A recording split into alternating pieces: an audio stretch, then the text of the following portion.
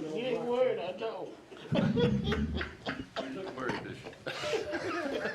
I know you ain't worried. I'd like to call the July the 20th, 2020 Commissioner meeting to open, in order, and I would like to ask Commissioner Barbara McCoy to have our invocation and pledge allegiance. I pledge allegiance to the flag of the United States of America and to the republic for which it stands, one nation, under God, indivisible, with liberty and justice for all. Let us all bow our heads, please. Oh Lord, we thank you for this day. We thank you for your mercy and your grace and the many blessings that you have stored upon us. We also thank you for this board. And I'm asking you, Lord, to come in the midst of this meeting. Give us all the right mind and a kind heart in order to take care of the business for this county and the citizens of this county. This is my prayer. Amen. Amen.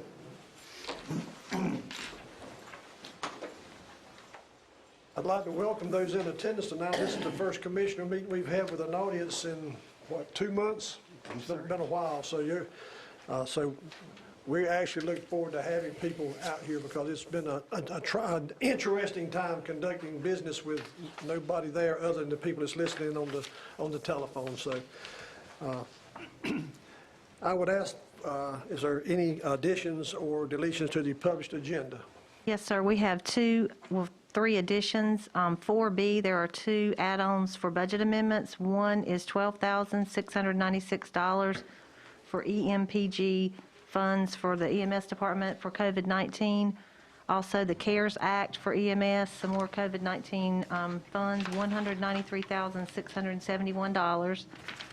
And then also to add to the consent agenda, I'm proposing 4L would be the Board of Elections CARES Act funding in the amount of $136,005. And then the Help America Vote Act, it's a grant to be determined between $10,000 up to $250,000 for Board of Elections. And this information just came to us at the end of last week, and that's why we're just now having to add it on. Okay. Do I have a motion to add these on to the agenda? Mr. Chairman, I make a motion that we approve the amended consent agenda, amended published agenda, excuse me. A second. Seconded by Commissioner Springle. Commissioner McCoy? Yes? Commissioner Johnson? Yes. Commissioner Miller? Yes. Commissioner Springle? Yes. Chairman Penny votes yes. It's unanimous. It's 5-0. Now do I have a motion to approve the consent agenda as amended? Make a motion. We approve the consent agenda as a... Second? We have a motion and a second. Commissioner Miller? Yes, sir. Commissioner Springle? Yes. Commissioner Johnson? Yes, sir. Commissioner McCoy? Yes. Commissioner Penny votes yes. It's 5-0.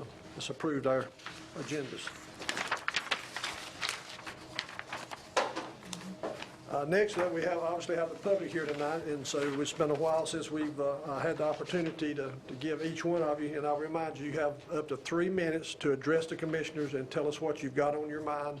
I'd also remind you the commissioners will sit and listen, but we will not respond necessarily.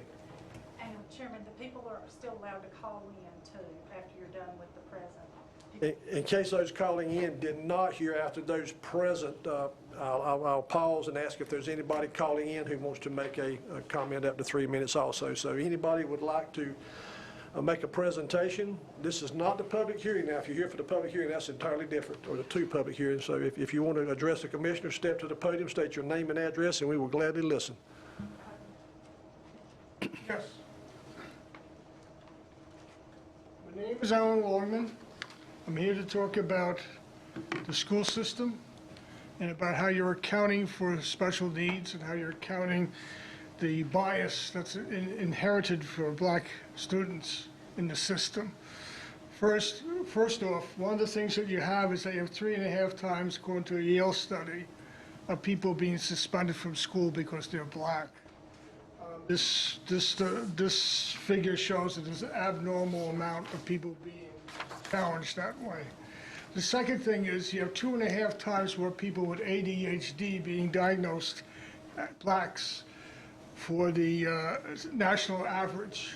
The reason for this is the 1999 law was passed, in which changed the standards in which they made the judgments by, which is upheld by no state, no psychological organization. Is not considered scientific. They use a standard deviation, which is actually not allowed. You do this here in this state, so you can change and make the worst people outliners, remove them from the statistics, and place them what they call generalization, and you make them averages. This artificially makes your school system look way better than it actually is. Unfortunately, the students that get put in this category have to follow this being special education or having problems with disciplinary problems will follow them their whole life. They will be stuck with this poor and unscientific analysis.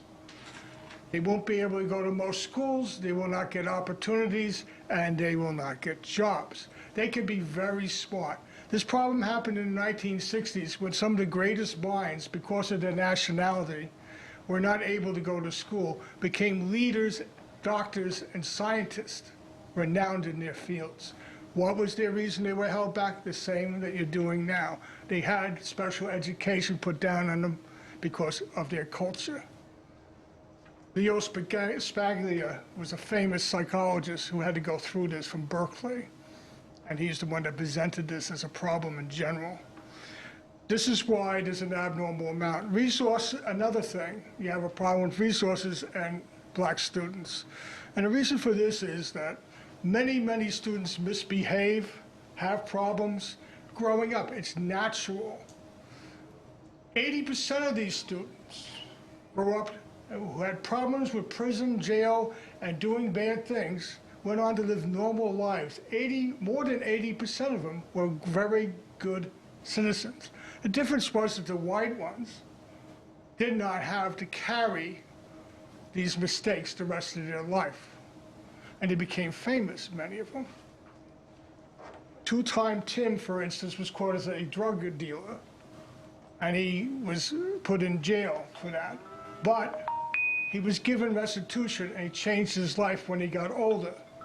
And he ended up being a very successful man. This is true with most people.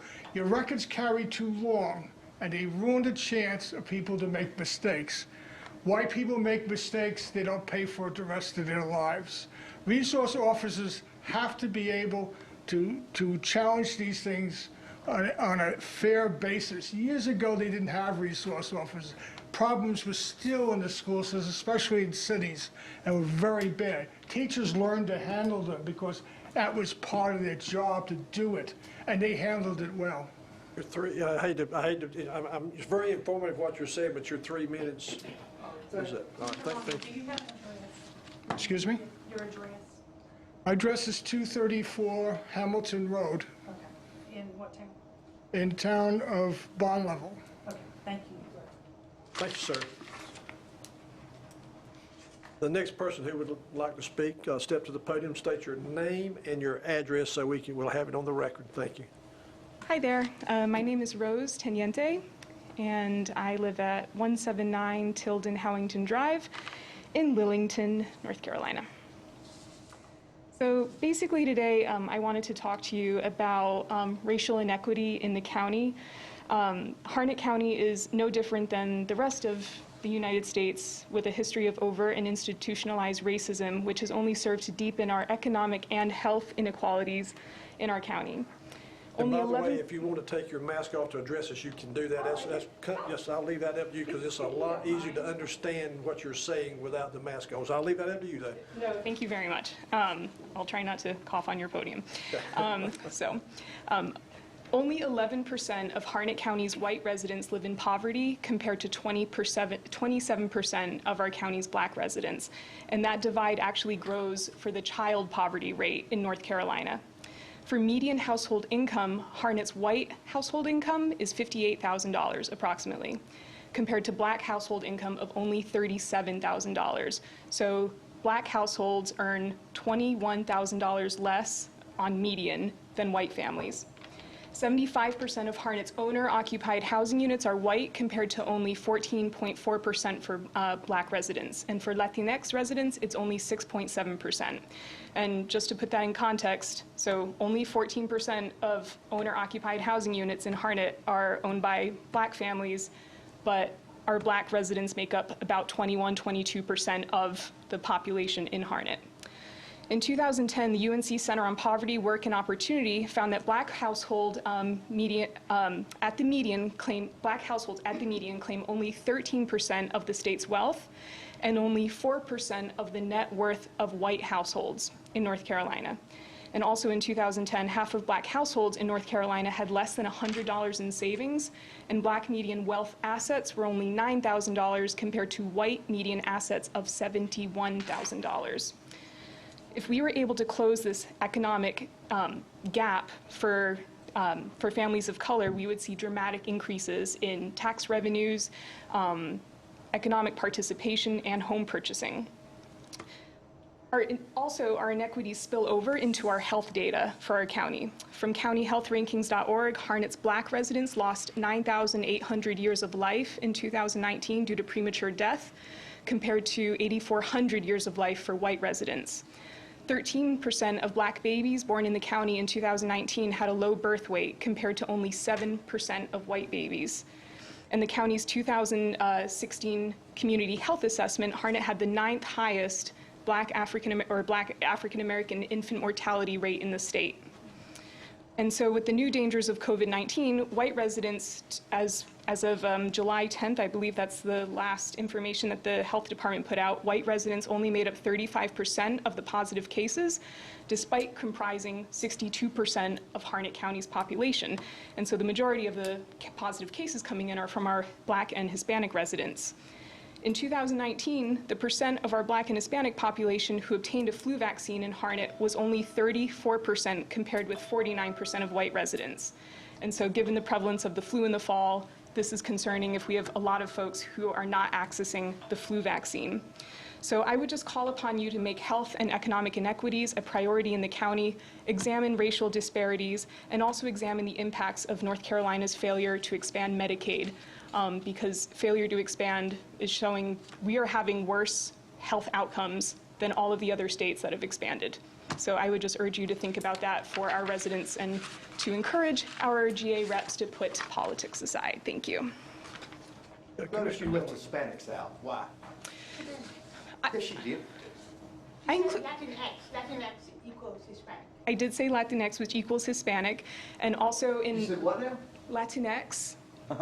That is also. When you gave the numbers out, you gave white, Black, you didn't give Hispanic. So a lot of white, so technically Hispanic is not a race. So you have white and you have Black as races, and also Asian, and I think Pacific Islander and Native American.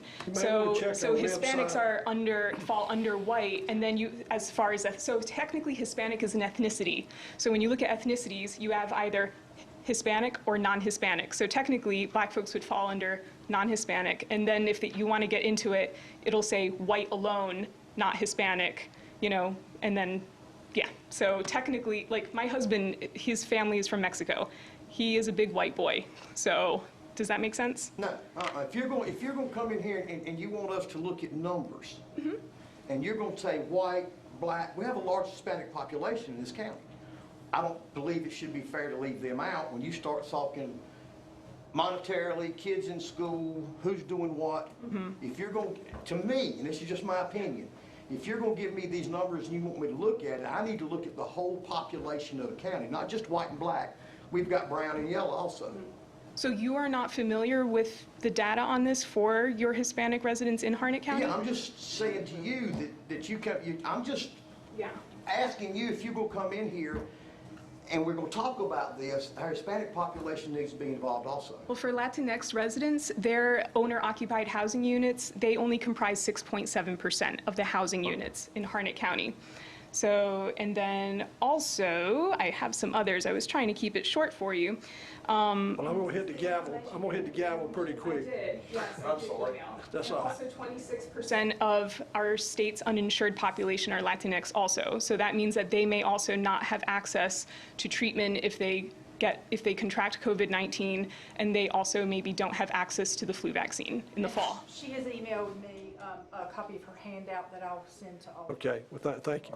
Just for your information, before you see, 5 days a week, I post black, Hispanic first, white, black, and other confirmed cases every 5 days a week. So we are reporting. Now, the breakdown he's asking about, that's what, if you've got, we would appreciate. But they are reported. Yeah, no, I know. That's where I got the data from, the county's health thing. But I think the last one I saw was from, like, published as of July 10th, like data from July 10th. All right, thank you. Thank you. Anyone else wishing to speak, step to the podium, state your name and your address, and we will gladly listen. And we may or may not ask you a question. Well, County Elizabeth Crudup, 234 Hamilton Road, the same as Mr. Longman. That makes me Mrs. Longman. So thank you for the congratulations. Don't do it all at one time. And also, just to say, you need her on your staff. You can see just instantly she has what you need. So county manager and you all sit down, come together. You need her to bring your numbers. Just to speak real quickly, North Carolina and the United States has a history of outright hostility to the advancement of people of color for centuries, from being forced into slavery, segregation, systematic discrimination, and exclusion from economic, political, and educational opportunities because of the color of their skin. This history has resulted in inequities in economics, health, and educational outcomes, as you have just heard.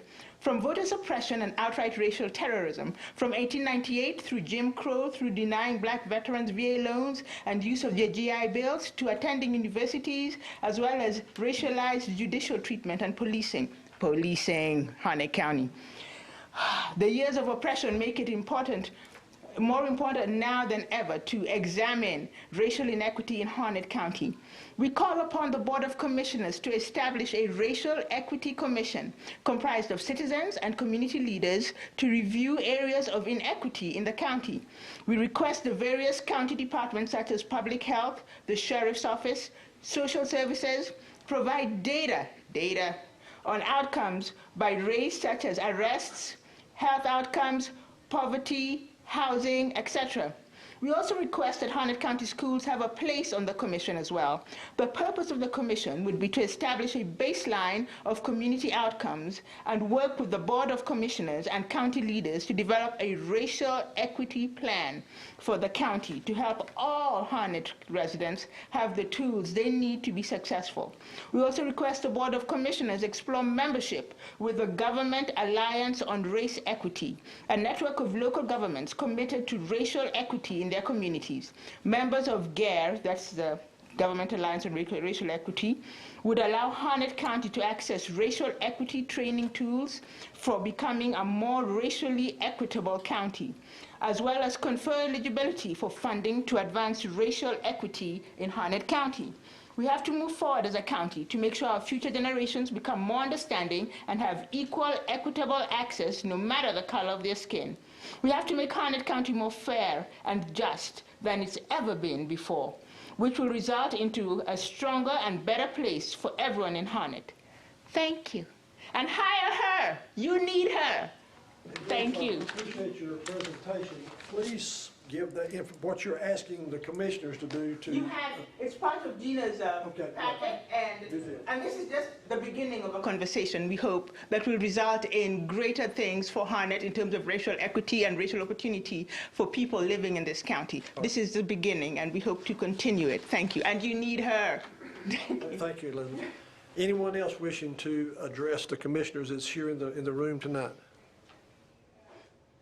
Seeing no movement, is there anyone calling in who would like to address the commissioners?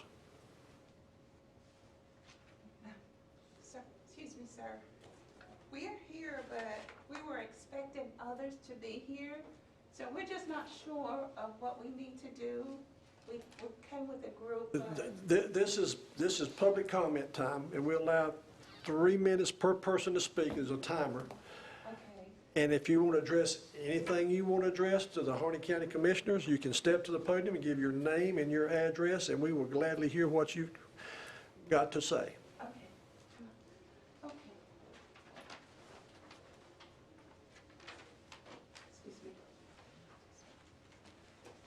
My name is Donna McGee, and this is my sister, Angela Thompson, and we were expecting an officer to be here to speak, so we're not really sure what's going on.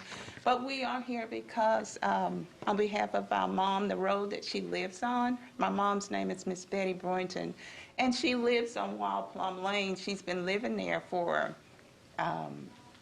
I don't know, I'm 57, so at least that long. She's been living there. And she lives down a dirt road. It's about 2 miles and 4/10, and it's one way in, one way out. And there's a lot going on with the road. We need the county to keep the road up, and the county does not keep it up. Well, the county, first, let me stop you there. Counties don't keep up roads. That's number one. That's a State Department of Transportation. So that, I just want to let you know that county, we don't keep up any roads. Okay. So is it a state-maintained road now, or is it just a cart path, your own private path, or?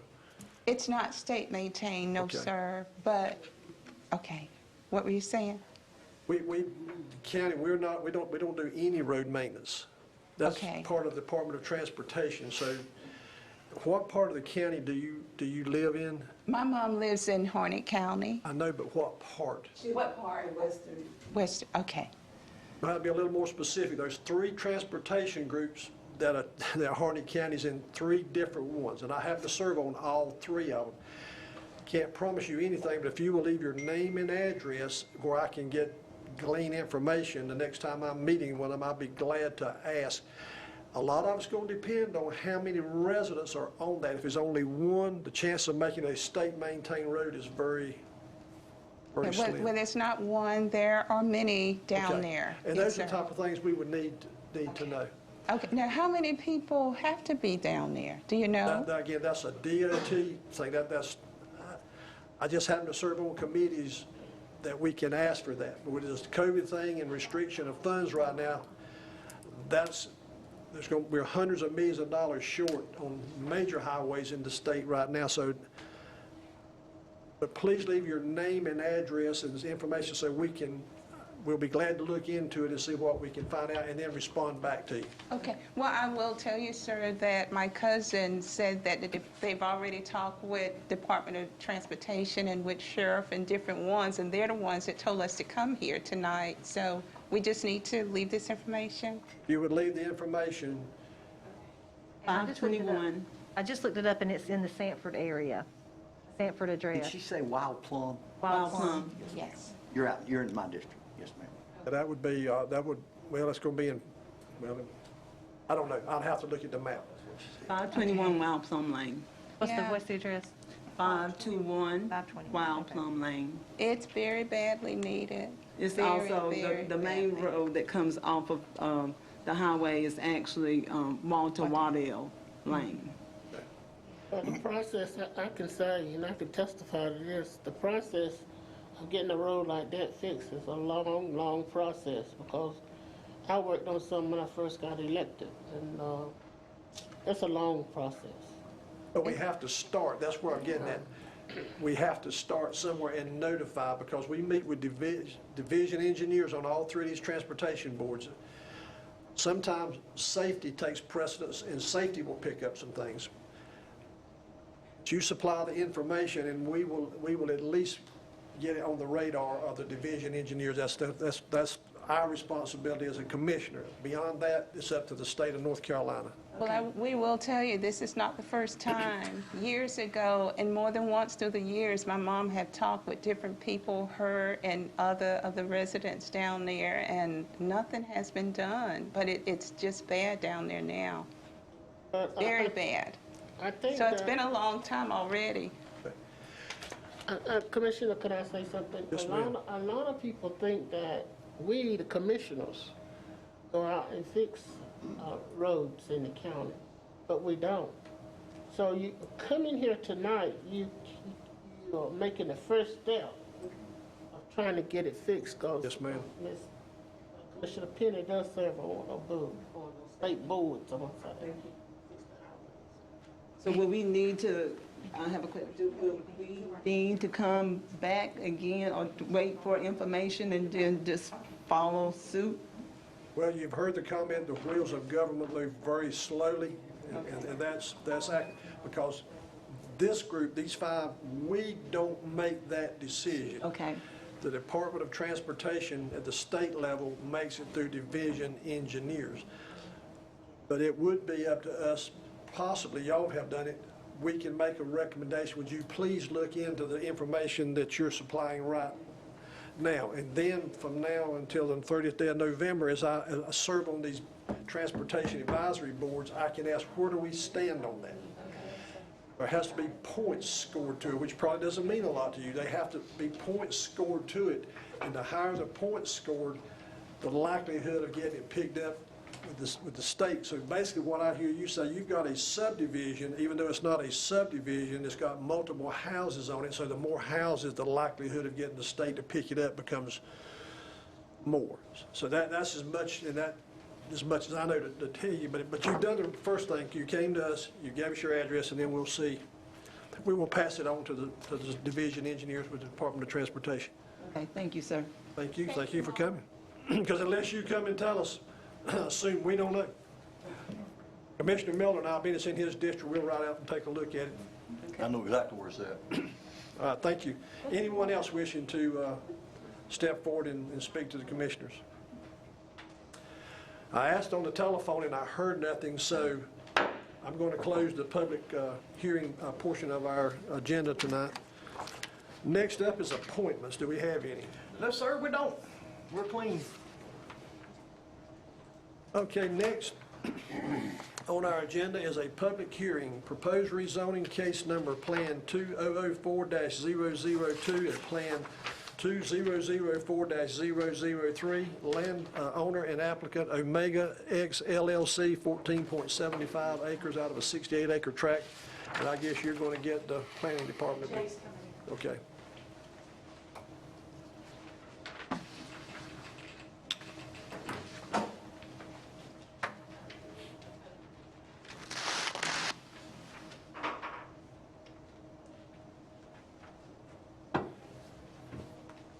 Hey, Hello, Mr. Jay. Chairman, board members, Jay Sykes, Development Services here, presenting our first of two rezonings.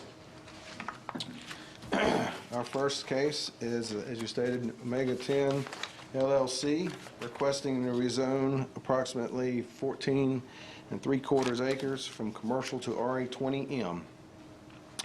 This is located in the Anderson Creek Township, near the Ray Road and Rambo Road intersections. Again, the two parcels, the split zones, a little more than 68 acres, but this is just 14 3/4 or so that to be rezoned back. Site is primarily undeveloped. An automobile-related business was on this site, but it is since out of business, and the remainder of that structures will be removed soon. The previous owner of these parcels had this rezoned to commercial in 2011 and didn't go forward with anything. Area land uses consist of individual single-family residents, vacant undeveloped land, and a few businesses. Also, single-family residents that consist of stick-built and manufactured homes in the area. Services available are public water and public sewer, and there's approximately 13,000 vehicle trips per day along Ray Road. Looking through your staff report, you can see the zoning district compatibility, where the majority of it is 20M in the area, and then the swath of commercial on both sides of Rambo Road there on the northern portion of Ray Road. Land use classification is a medium-density residential out here.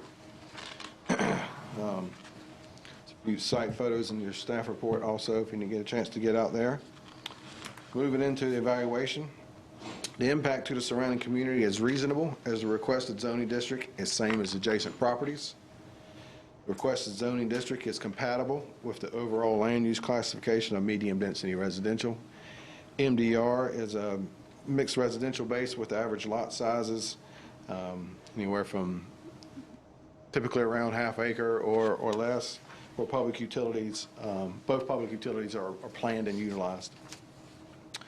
The requested zoning to RA 20M would maintain the public health, safety, and general welfare due to the existing residential uses in the area. And due to the size of the tract, it does not have to be evaluated for small-scale rezoning. At the July 6th Harnett County Planning Board meeting, they voted unanimously 5-0 to recommend approval based on compatibility of the land use plan as well as existing residential uses in the area, and no one spoke in opposition. Therefore, as stated in the evaluation, the requested rezoning to RE20M is compatible with the county's land use plan and would not harm the surrounding community based on the existing residential uses. Thus, staff recommends approval. I am available for questions. Mr. Wayne Natowski, I believe, is here to represent the application as well. Questions for Jay before we open the public hearing? Thank you, Jay. Thank you, sir. All right, we'll open up the public hearing portion of the rezoning request, and if the applicant is here or anyone would like to speak in favor of first, step forward and speak.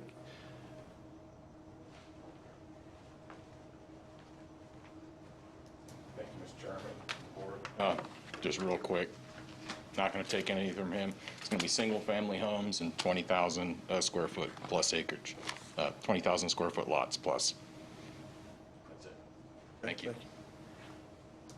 Anyone wishing to speak in opposition to this request for rezoning?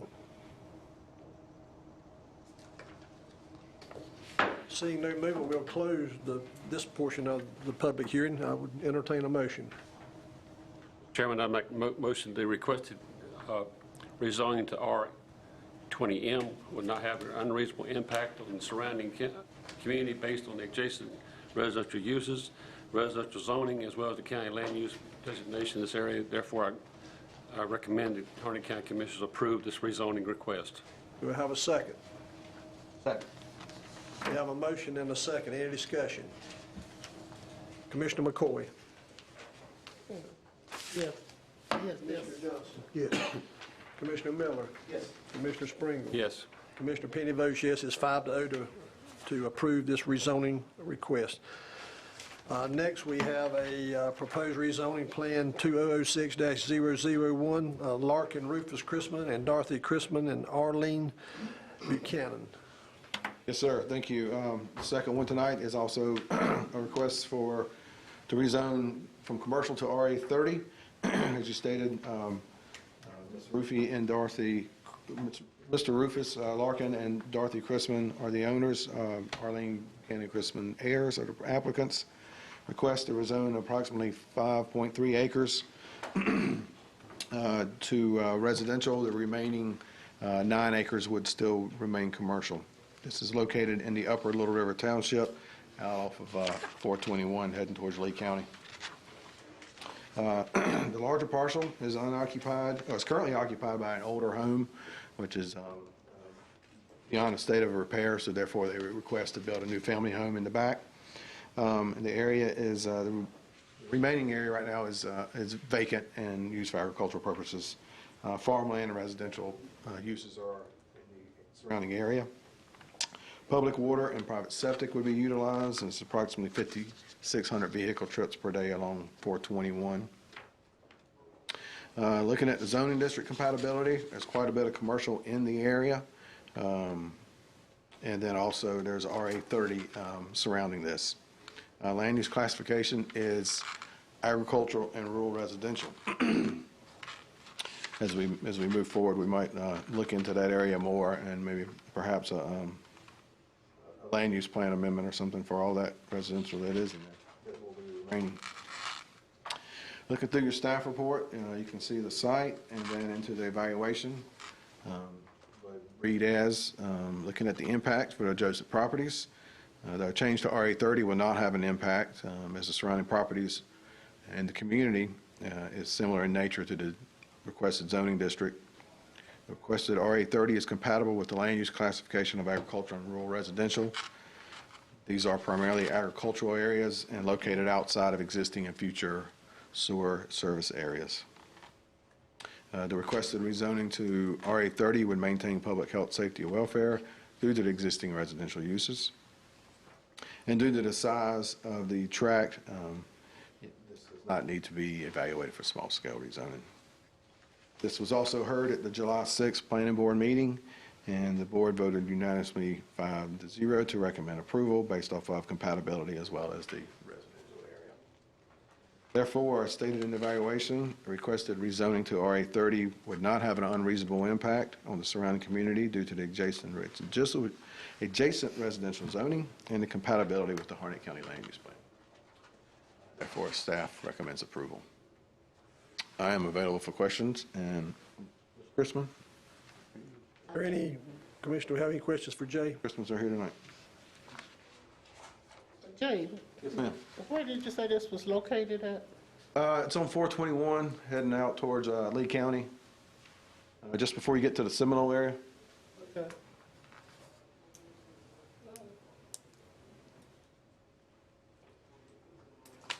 Thank you, Jay. Yes, sir. Okay, now we'll open up the public hearing portion of the rezoning request. If the applicant is here and would like to speak, if you will step forward and state any information you want us to hear, we'll be glad to listen to it. Thank you, I would. My name is Dorothy Chrisman. My address is 205 Oak Point Court, Raleigh, North Carolina. And I just wanted to say how important your decision will be for our family. Both the past, it is our heritage, it was our mother's dying wish that the family maintain this farm forever, that it should always be in our family. And for my sister to be able to build a new home place, it will help us to have stronger family bonds as we grow as a family, and through the years, a home place to come back to. So thank you for your consideration, and thanks to Jay Sykes and his department for helping us with the planning, and very kind and thoughtful. Thank you. Ma'am, thank you. Anyone else wishing to speak in favor of the rezoning request?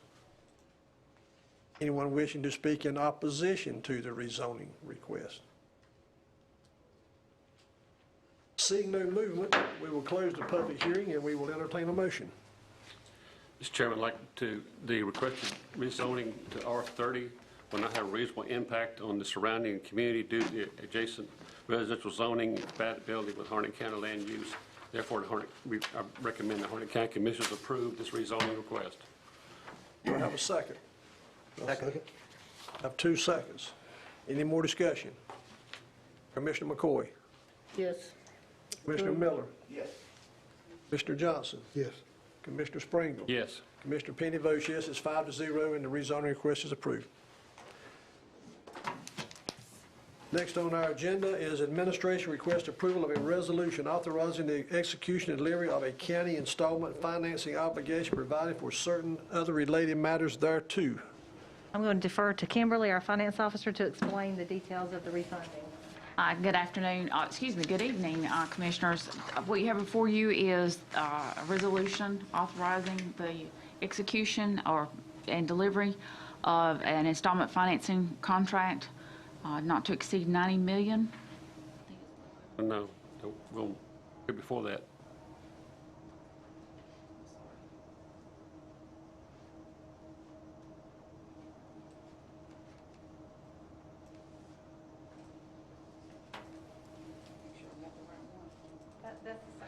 That is it. Both of them The first is the resolution, and the second is the public hearing. I got you. This is actually what they refer to as a findings resolution, so you have to adopt that, and then we do the public hearing. But the first one is the findings resolution, and that is the list of, there's 10 installment financing debt obligations that we have recognized an opportunity to refinance those for a lower rate, and will not change the terms of the debt itself, but it will lower the interest rate significantly.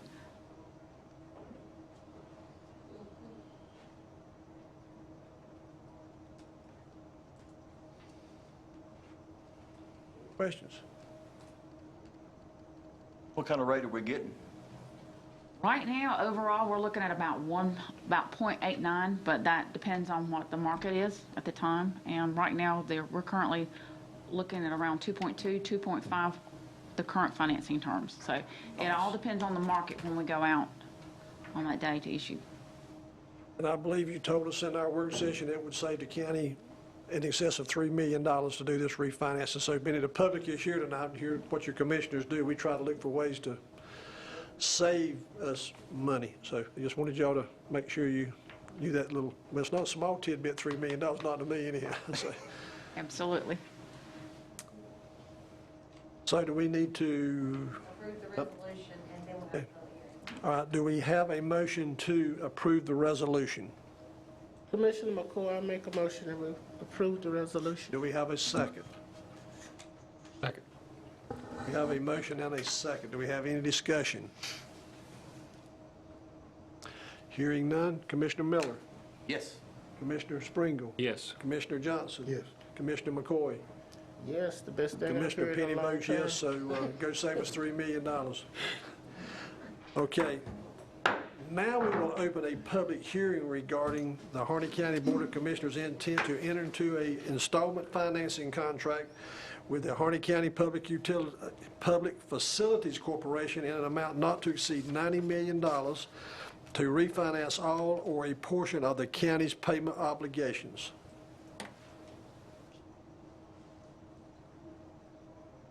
So where do we proceed now? We've opened up a public hearing. I guess you've already presented our, so I guess we would ask if anybody who is in the audience or is calling in has any questions. I guess that would be the next.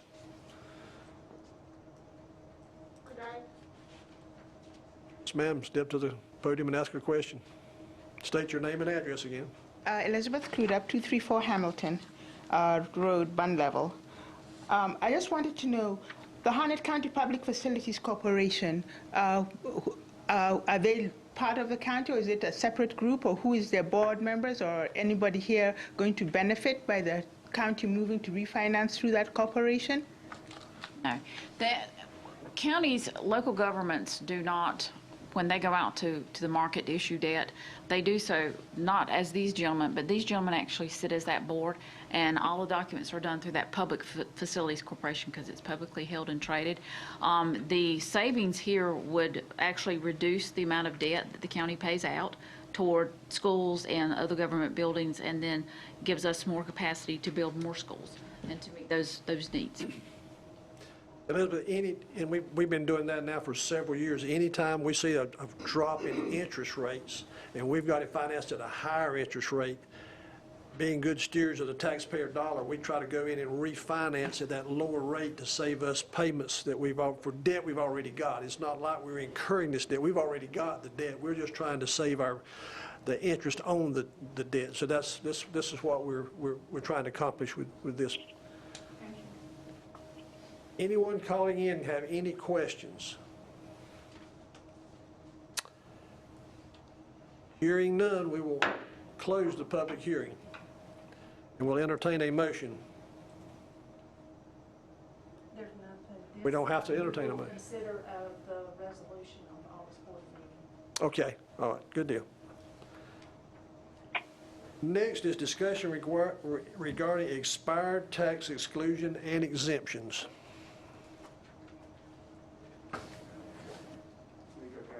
Okay. He's coming in the back door.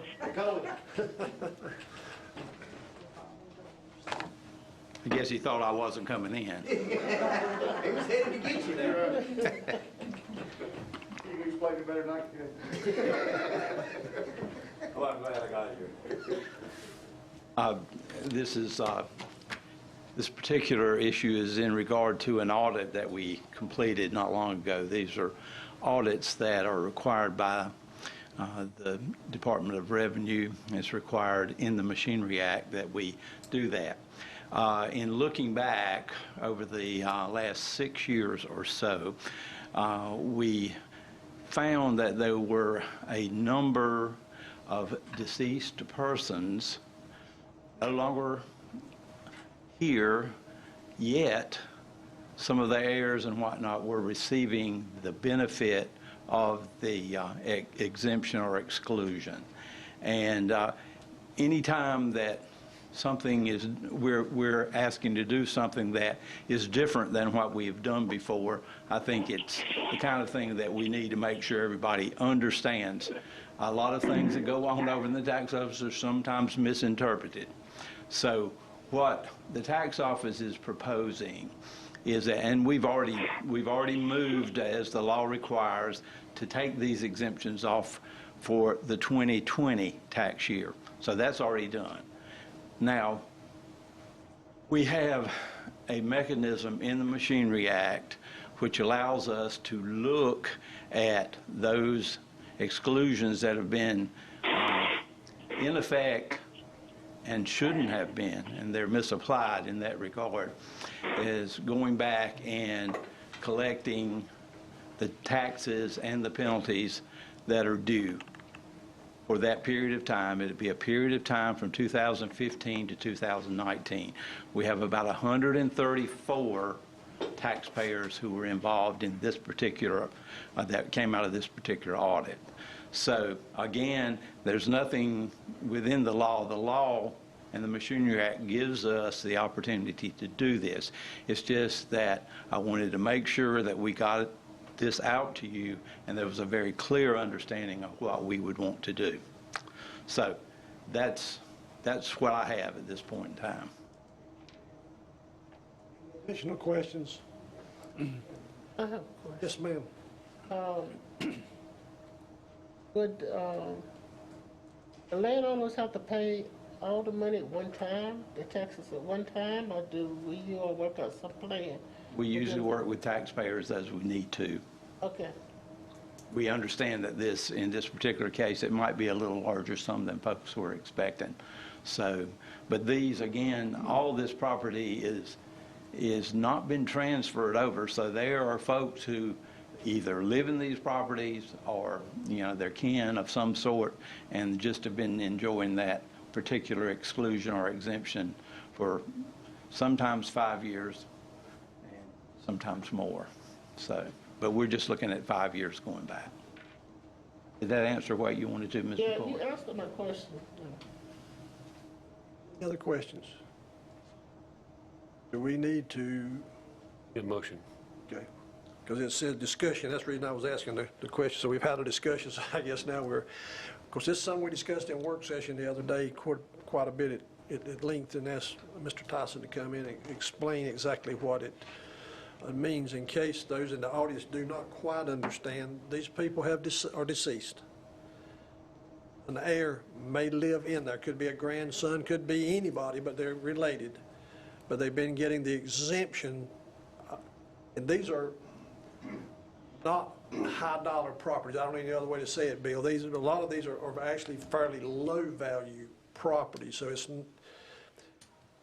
but they've not been taxed at the proper rate. When the person who had the elderly or the VA exemption, that's what it is. Either they were qualified for elderly, which means they had low income, or they were a disabled veteran, they were getting an exemption. And then when that person passed away, the heir was still living there and may not have known it. We're not being accusatory. They may not have known what the true tax rate would be. But now that we have discovered this, the commissioners have to make a decision on, do we waive it, do we go after it, or whatever. So so I want you to understand, we're exploring.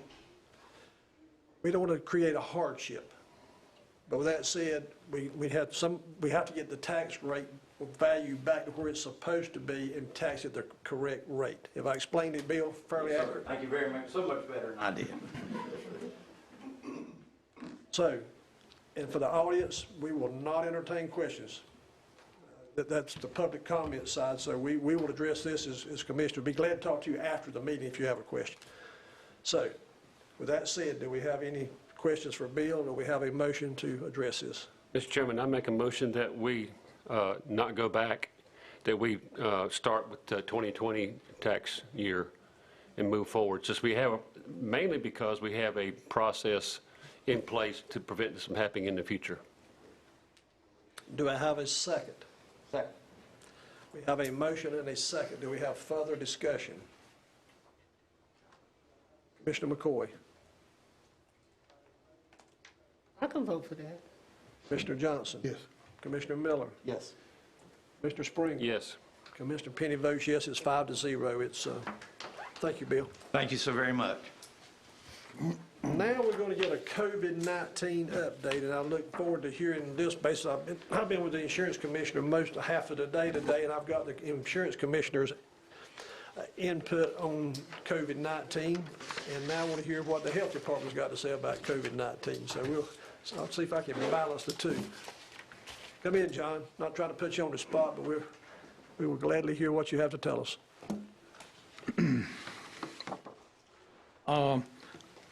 I just wanted to just mention the cases. We are now up to 869 cases. We've had 713 that have recovered. We have had 33 deaths. Case range, their age range from 1 month to 97 years. Average age is 42. Our positive cases by race, 366 are Hispanic, 309 are white, 175 are African American, and 19 are other. Ethnicity, 366 Hispanic, 484 non-Hispanic, and 19 other. By gender, 52% female, 48% are male. The outbreaks we have had in our long-term care facilities, Universal, Harnett Woods, and Cornerstone, they have all recovered. We had a cluster of cases at a facility in Dunn, a food establishment, Tropicana, that is also recovered.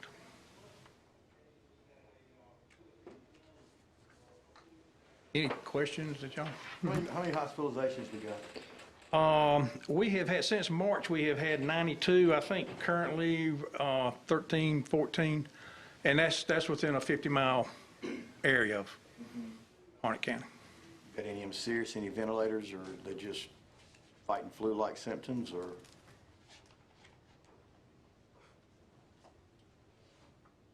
I think there are probably 3 or 4 that are critical. Questions for John? Hearing none, I see you brought your bodyguards. This Larry's going to get up and tell us something now. There's one, there's the other. Thank you, John. Good evening. I just wanted to cover a couple things from emergency services. EMS crews 100%. All of our folks are on the job. No one is ill. Equipment-wise, we're doing fairly good with our PPE. We got our first state shipment for EMS on Friday. Small shipment, but anything helps right now. There is going to be a push from the state, from North Carolina Emergency Management, of PPE to farms to cover some of the farm workers. That's going to come directly to the cooperative extension offices, and then it's going to be distributed from there. As you heard last week, with the schools reopening, the state is going to provide 5 face coverings per student and per staff, and that's probably going to be the cloth face coverings. And those are going to be shipped, again, directly to the school system, to their warehouse, so that's going to be kind of a direct thing. We still are receiving the PPE for long-term care facilities, doctor's office, the dentist's office, all those private entities that we're getting PPE for are still coming through us. There is going to be a slight change in that in, August. Instead of state EM actually handling all of that distribution to the locals, that's going to actually be transferred over to North Carolina Office of EMS, and they're going to handle the long-term care facilities and the doctor's offices for that stuff. It's still going to flow through my office for my emergency management guys to get out to those agencies, but that's going to be a little bit of a change for us as far as getting that gear out. Let's see, I think that's about big thing. We started to pick up on the fire marshal side as far as being able to get into the businesses and get some of these inspections done in the businesses as they reopen, and that's going pretty well for us. I have a question. Larry, you mentioned, I think the last time you reported to us about getting face masks that did you? We're still waiting to hear from the federal government. The only issue we think we may have with that is that the school system may trump that as far as getting those masks to the students and the staff first before we'll be able to do a public one. So, but we're checking on that daily. I have a question, Commissioner McCoy. Is there any chance that you'd be able to get some of the masks out to low-income areas, community areas? As soon as we can get them. Right now, we're struggling to get that gear in for EMS right now too. But as soon as that's what that request is for, is to get those from the federal government through their face covering program. And then what we would do, if we receive those masks, we'll set up some points of distribution for those, and we'll also use our community partners to help reach out and get those masks out to the public. Thank you. As soon as we hear something, we will let you know quickly on that one, because we're waiting too. Thank you, Larry. Any other questions for Larry or John? All right, thank you a lot. Next on our agenda is County Manager's Report.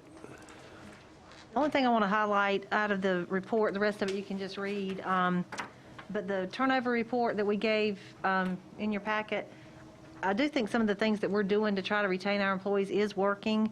In fiscal year 2019, we had 174 employees turnover at an average turnover rate of 16.19%. And in fiscal year 2020, our turnover was 121 employees, and the rate was 11.29%. So we've decreased about 5% of turnover, and most of the employee turnover does occur in social services, the sheriff's office, and emergency services, and so we put those numbers on there for you.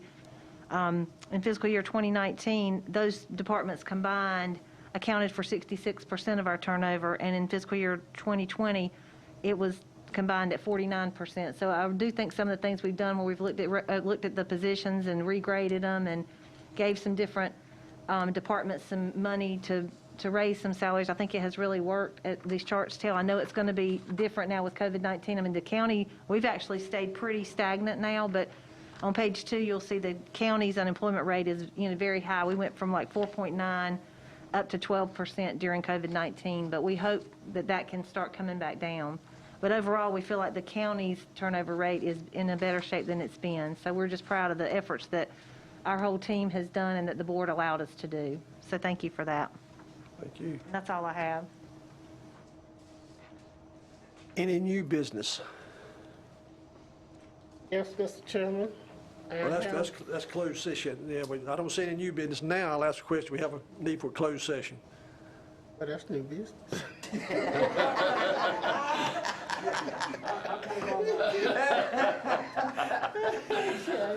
do have a need for a closed session. I make a motion that the board go into a closed session for the following purpose, and that's to discuss certain economic development matters. That's my motion. Do I have a second? Second. I'm not going to ask for discussion. All in favor say aye. Aye. We're in closed session. Are we going to stay here? You'll stay here, and I'll just ask you. Give us a brief time between, and then I'll go talk to these ladies, try to answer their question, because I told them we didn't do it in.